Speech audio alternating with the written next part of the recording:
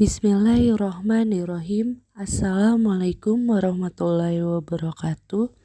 Sebelumnya izinkan saya dan rekan-rekan saya untuk memperkenalkan diri. Nama saya Dira Rahmaulandari. Nama saya Bertin Sahara. Kenalkan, nama saya Viva Tiarasari. Nama saya Zalma Adinda Mahardika. Nama saya Rizky Ratama. Nama saya Ilyas Ruyat Ansori. Nama saya Taufik Hidayat. Nama saya Rahmat Hidayat. Kami dari Fakultas Ekonomi Program Studi Manajemen dari Himpunan Mahasiswa Manajemen tahun 2019-2020 di Universitas Islam 45 Bekasi. Dalam jurusan manajemen terdiri dari 4 jurusan. Yang pertama manajemen keuangan, yang kedua manajemen pemasaran, yang ketiga manajemen operasional, yang keempat manajemen sumber daya manusia. Di sini kami akan memberikan sedikit informasi untuk mengenai apa itu manajemen sumber daya manusia. Menurut Gary Disler, manajemen sumber daya manusia atau bisa disingkat MSDM adalah kebijakan dan latihan untuk memenuhi kebutuhan pekerja atau aspek-aspek yang terdapat dalam sumber daya manusia seperti posisi manajemen, rekrutmen, seleksi, pelatihan, kompensasi, dan penilaian prestasi terhadap kinerja karyawannya.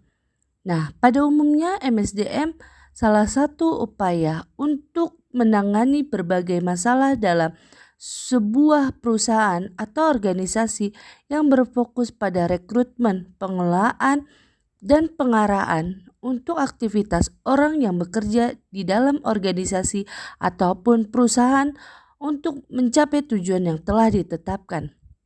Di dalam konsentrasi MSDM ini berfokus terhadap pemahaman sumber daya manusia sebagai roda berputarnya di dalam organisasi maupun di perusahaan, pengelolaan serta pemanfaat yang dapat memberikan dorongan tenaga kerja yang menimbulkan produktif. Selain itu, MSDM sangat penting untuk mengontrol kondisi internal maupun eksternal.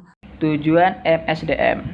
Tujuan manajemen sumber daya manusia menurut Sudarmayanti, penulis buku Sumber Daya Manusia dan Produktivitas Kerja tahun 2009. Tujuan manajemen sumber daya manusia terdapat 4 tujuan, yakni 1. Tujuan organisasional, yang kedua tujuan fungsional, yang ketiga tujuan sosial, dan yang keempat tujuan personal. Yang pertama itu tujuan organisasional ditujukan untuk dapat mengenali keberadaan manajemen sumber daya manusia atau MSDM dalam memberikan kontribusi pada pencapaian efektivitas organisasi. Walaupun secara formal suatu departemen sumber daya manusia diciptakan untuk dapat membantu para manajer, namun demikian para manajer tetap bertanggung jawab terhadap kinerja karyawan. Departemen Sumber Daya Manusia membantu para manajer dalam menangani hal-hal yang berhubungan dengan sumber daya manusia. Yang kedua, tujuan fungsional. Ditujukan untuk mempertahankan kontribusi departemen pada tingkat yang sesuai dengan kebutuhan organisasi. Sumber daya manusia menjadi tidak berharga jika manajemen sumber daya manusia memiliki kriteria yang lebih rendah dari tingkat kebutuhan organisasi. Yang ketiga, tujuan sosial. Ditujukan untuk secara etis dan sosial merespon terhadap kebutuhan-kebutuhan dan tantangan-tantangan masyarakat melalui tindakan meminimasi dampak negatif terhadap organisasi. Kegagalan organisasi dalam menggunakan sumber dayanya bagi keuntungan masyarakat dapat menyebabkan hambatan-hambatan. Yang keempat, tujuan personal. Ditujukan untuk membantu karyawan dalam pencapaian tujuannya. Minimal tujuan-tujuan yang dapat mempertinggi kontribusi individual terhadap organisasi. Tujuan personal karyawan harus dipertimbangkan jika para karyawan harus dipertahankan, dipensiunkan, atau dimotivasi. Jika tujuan personal tidak dipertimbangkan, kinerja dan kepuasan karyawan dapat menurun dan karyawan dapat meninggalkan organisasi. Fungsi MSDM. Ada beberapa fungsi dari manajemen sumber daya manusia yang perlu kita ketahui untuk dipraktekkan dalam berorganisasi, yaitu diantaranya: pertama, staffing atau disebut mengatur keanggotaan. Staffing atau mengatur keanggotaan dalam fungsi ini ada 3 kegiatan penting yang termasuk, yaitu perencanaan, penarikan, juga proses seleksi. Semakin berkembang dan bertambahnya jumlah perusahaan, maka akan semakin banyak juga sumber daya manusia yang diperlukan. Kedua, evaluasi. Fungsi lain dari manajemen MSDM yang tak kalah penting adalah evaluasi. Evaluasi yang dimaksud adalah dalam hal aktivitas pelatihan dan juga penilaian. Departemen SDM memiliki tanggung jawab akan pengadaan sumber daya manusia yang ideal pada lembaga perusahaan.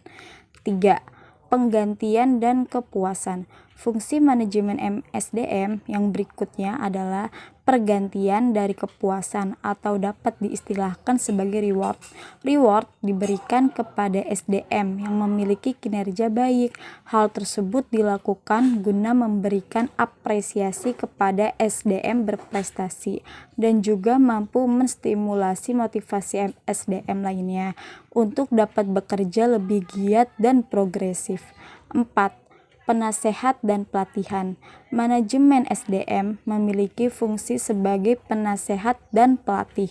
Maksudnya adalah pihak divisi SDM bertanggung jawab dalam membantu pihak manajer dalam menyajikan program-program pelatihan untuk calon karyawan SDM baru dan SDM lama dalam rangka menghasilkan kinerja karyawan yang lebih berkualitas. Dan yang terakhir, kelima, yaitu membangun relasi. Fungsi manajemen SDM berikutnya ialah membangun relasi. Manajemen SDM memiliki peranan penting dalam membangun relasi dengan serikat pekerja. Mengapa mengambil konsentrasi MSDM? 1. Posisi strategis di setiap institusi dan perusahaan. Apabila Anda bekerja di suatu perusahaan atau institusi pada bidang sumber daya manusia, Anda akan berkesempatan untuk menentukan masa depan perusahaan atau institusi tersebut. Selain itu, seiring dengan berkembangnya teknologi, banyak pekerjaan yang dapat digantikan oleh komputer. Meskipun demikian, pekerjaan bidang sumber daya manusia tidak semudah itu tergantung oleh komputer, karena sifatnya yang sangat berorientasi pada manusia, terkecuali oleh jurusan yang tidak menggunakan banyak. 2. Dapat membantu orang-orang di sekitar. Apabila Anda merupakan seorang dengan jiwa sosial yang tinggi, karir di bidang SDM akan mampu mengasah jiwa sosial Anda. Sebagai seorang profesional di bidang SDM, Anda bertanggung jawab untuk mengembangkan performa karyawan yang ada di tempat kerja Anda. Anda akan mempunyai banyak kesempatan untuk membantu orang-orang di sekitar Anda mengembangkan diri dan karir mereka masing-masing.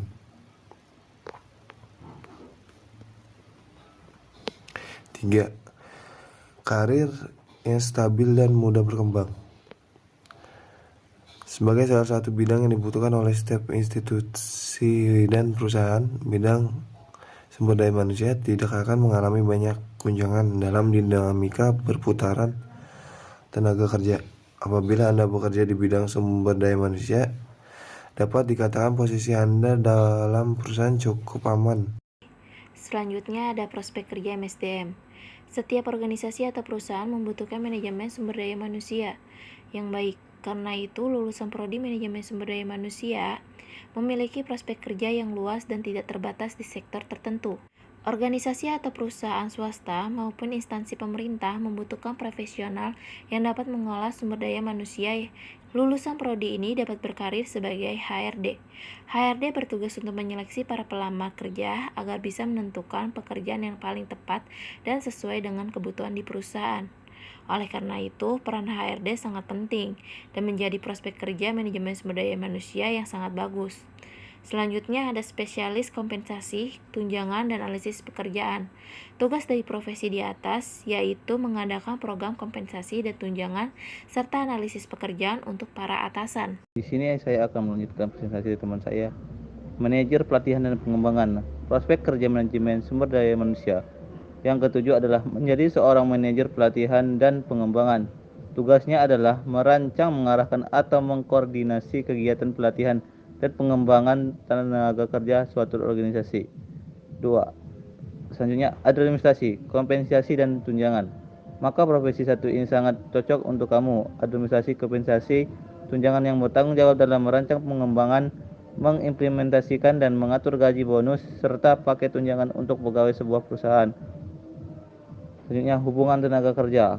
Tugas bidang hubungan tenaga kerja adalah menjadi jembatan antara pegawai dengan manajemen perusahaan yang meliputi perihal negosiasi gaji, mengkoordinasi prosedur, komplain, dan sebagainya. Ruang lingkup manajemen sumber daya manusia menjadi suatu proses sistematik untuk membawa perubahan yang diinginkan dalam perilaku karyawan dengan melibatkan hal-hal berikut. Yang pertama, perencanaan sumber daya manusia yang dibutuhkan oleh organisasi atau perusahaan. Yang kedua, menganalisis jabatan dan pekerjaan, yaitu menganalisa dan menjelaskan secara rinci tentang masing-masing pekerjaan atau jabatan dalam perusahaan maupun organisasi. Yang ketiga, perekrutan dan penyeleksian karyawan atau sumber daya manusia yang dibutuhkan sesuai dengan syarat, sistem, tata cara, prosedur, dan proses yang ditentukan agar memenuhi kebutuhan organisasi baik pada masa sekarang maupun untuk masa yang akan datang. Yang keempat, memperkenalkan latar belakang perusahaan, budaya organisasi perusahaan, nilai-nilai perusahaan, dan etika kerja kepada karyawan yang telah lulus seleksi, serta memperkenalkannya kepada karyawan-karyawan lainnya. Yang kelima, ada pelatihan dan pengembangan sumber daya manusia dalam organisasi. Yang keenam, penilaian prestasi dan kinerja karyawan untuk melakukan promosi dan pemberhentian PHK terhadap karyawan. Yang ketujuh, ada perencanaan dan pemberian kompensasi atau upah. Yang kedelapan, memotivasi karyawan, memperhatikan kesejahteraan serta kesehatan dan keselamatan karyawan. Dan yang terakhir, kesembilan, menjaga hubungan dan melakukan komunikasi dengan serikat pekerja. Mata kuliah di dalam konsentrasi MSDM. 1. MSDM dipelajari di semester 4. Selanjutnya MSDM lanjutan terdapat di semester 4. Praktikum MSDM terdapat di semester 5. MSDM internasional terdapat di semester 5. Pengembangan organisasi di semester 6. Seminar MSDM mempelajari di semester 6. Keterampilan yang dibutuhkan MSDM. 1. Memiliki kemampuan untuk berempati. Karir di bidang sumber daya manusia akan menuntut Anda untuk mampu mengidentifikasi kebutuhan emosional seluruh karyawan di tempat Anda bekerja. Untuk itu diperlukan rasa empati yang tinggi, dan rasa empati Anda dapat mengerti kebutuhan serta nilai-nilai emosional karyawan, serta menyesuaikannya dengan arah berkembangnya institusi atau perusahaan. 2. Mampu mengatasi konflik. Suatu institusi atau perusahaan tidak akan pernah luput dari konflik, baik konflik antar karyawan maupun konflik antar karyawan dengan atasan. Sebagai bidang yang bertanggung jawab atas hubungan antar personil di kerja, bidang sumber daya manusia perlu memiliki kemampuan untuk mengatasi konflik tersebut. Jika Anda berminat melanjutkan kuliah di jurusan sumber daya manusia, sifat ini perlu Anda miliki. 3. Mampu berkomunikasi dengan baik. Jika Anda berminat untuk berkarir di bidang sumber daya manusia, pekerjaan Anda akan banyak berkaitan dengan orang lain untuk dapat mengetahui kebutuhan emosional dan bagaimana memenuhi kesejahteraan karyawan dengan baik. Cara paling mudah dan murah adalah dengan melalui komunikasi. 4. Mampu membuat keputusan dengan tepat. Apabila Anda berminat untuk berkarir di bidang sumber daya manusia, Anda akan dihadapi dengan banyak keputusan, belajar program apa yang meningkatkan kesejahteraan karyawan secara optimal, bagaimana mengatur karyawan agar bekerja dengan baik, serta mengatur manfaat yang diperoleh karyawan ketika pensiun kelak. Untuk itu diperlukan kemampuan pengambilan keputusan yang baik. 5. Mampu bersikap kooperatif. Sebagai bidang yang menyangkut seluruh karyawan lainnya yang ada di lingkungan kerja, bidang sumber daya manusia perlu mengerti kebutuhan emosional dan kesejahteraan karyawan. Untuk itu, jika Anda berminat untuk mengembangkan karir di bidang sumber daya manusia, Anda perlu bersikap mudah bekerja sama dengan karyawan lainnya. Sekian informasi dari kami. Mohon maaf jika ada kesalahan dalam memberikan sebuah informasi. Kurang lebihnya mohon dimaafkan. Wassalamualaikum warahmatullahi wabarakatuh.